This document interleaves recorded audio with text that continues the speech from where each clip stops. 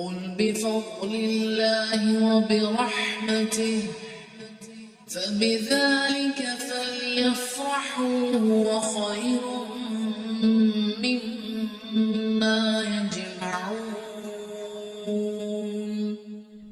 آج لفظ ذمہ داری کو سمجھیے. لفظ ذمہ داری کیا ہے؟ ذمہ داری، اس سے ملتے ہوئے اردو میں بھی بہت سے لفظ ہیں اور یہ لفظ بذات خود اردو کا بھی لفظ ہے. ذمہ کہتے ہیں اس غیر مسلم کو جو کسی مسلمان ملک میں جزیہ دے کر رہتا ہے، یعنی مینارٹیز کہہ لیجئے جو کسی بھی مسلم کنٹری میں رہیں، اور گورنمنٹ ان کی جان مال کی حفاظت کرتی ہے کیونکہ وہ ان کے قوانین کے پابند ہوتے ہیں. ذمہ داری کیا ہے؟ آپ نے ایک لفظ سنا بچپن میں، خانہ داری. آپ اسی کو سامنے لیں. خانہ کہتے ہیں گھر کو، داری دار سے. ذمہ دار وہ ہوتا ہے number 1 the most responsible person.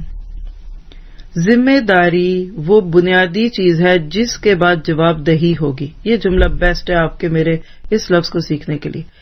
جو خود کو ذمہ دار کہے یا جس کو ذمہ دار بنا دیا جائے اور وہ خوشی سے اس کو قبول کرے اور اس کا اظہار بھی کرے، اس سے جواب دہی ضرور ہوگی.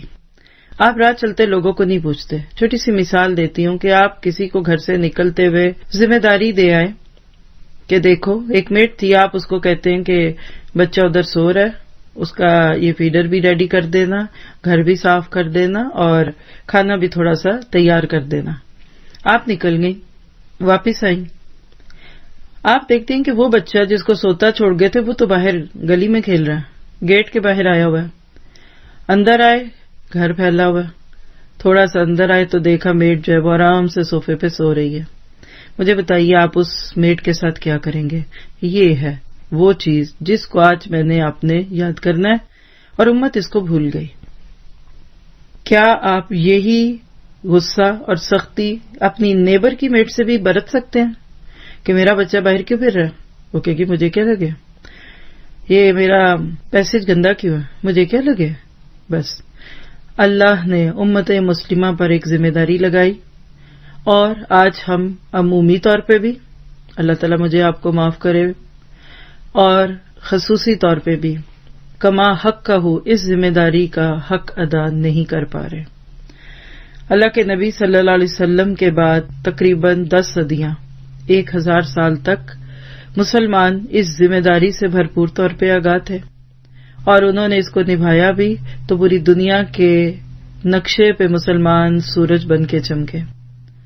پوری دنیا کو سکون بھی دیا، اطمینان بھی دیا، پیس بھی دیا، پراسپیرٹی بھی دی. جب مسلمان اس ذمہ داری سے ذرا سے پیچھے ہٹے تو کہہ لیجئے کہ وہ تسبیح کا دانہ کھل جائے تو موتی زمین پہ گرتے ہیں. پھر کوئی نہیں کہہ سکتا کہ کون سا موتی کس کے پاؤں کے نیچے گیا. درد سے ڈوبا ہوا ایک جملہ بولنے دیجئے.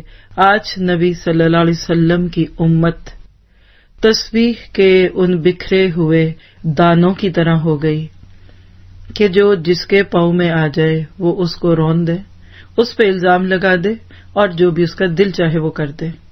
اور ہم اس خالی ڈوری کو لے کے بیٹھے ہوئے ہیں کہ ہم ہیں نا نبی کے امتی.